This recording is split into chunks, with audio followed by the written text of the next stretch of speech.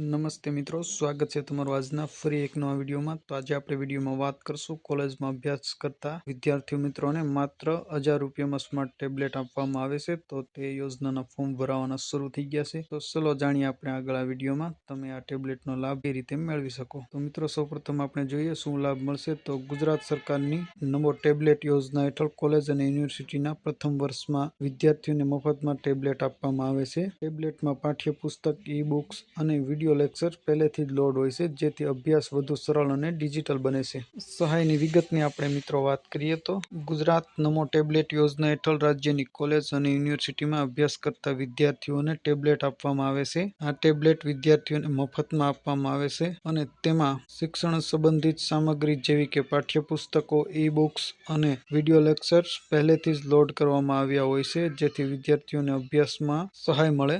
ગુજરાત નમો tablet યોજના રાજ્ય સરકાર ડિજિટલ શિક્ષણને પ્રોત્સાહન આપવા અને વિવિધ આર્થિક પરિસ્થિતિ ધરાવતા વિદ્યાર્થીઓ વચ્ચેનો ડિજિટલ અંતર ઘટાડવાનો પ્રયાસનો એક ભાગ છે। આ યોજનાના અંતર્ગત વિતરણ થતા ટેબ્લેટમાં 4G કનેક્ટિવિટી તેમજ 7 ઇંચનું સ્ક્રીન સાઇઝ આપવામાં આવે છે। ત્યાર પછી મિત્રો આપણે પાત્રતાની વાત કરીએ તો વિદ્યાર્થીએ ગુજરાત રાજ્યની માન્ય સંસ્થા અને બોર્ડમાંથી ધોરણ 12ની પરીક્ષા પાસ કરી હોવી જોઈએ। વિદ્યાર્થી કોલેજના પ્રથમ વર્ષમાં અભ્યાસ કરી રહ્યો હોવો જોઈએ તેમજ પોલિટેકનિકલ અભ્યાસક્રમમાં લીધેલા વિદ્યાર્થીઓ પણ આ યોજનાનો લાભ લઈ શકે છે, તેને પણ પાત્ર ગણવામાં આવે છે। ત્યાર પછી મિત્રો આપણે અરજી કઈ રીતે કરીએ તેની વાત કરીએ તો અરજદારે નમો ટેબ્લેટ યોજનામાં નોંધણી કરવા માટે પોતાની કોલેજમાં જવાનું રહેશે। ત્યારબાદ સંસ્થા પાત્ર ઉમેદવારોની વિગતો જેમ કે નામ, કેટેગરી, કોર્સ વગેરે દાખલ કરશે તથા ઉમેદવારનો બોર્ડ અને બેઠક નંબર સિસ્ટમમાં દાખલ કરશે। સંસ્થા દ્વારા ઉમેદવાર પાસેથી 1000 રૂપિયાની રકમ સંસ્થાના વડાને જમા કરાવવાની રહેશે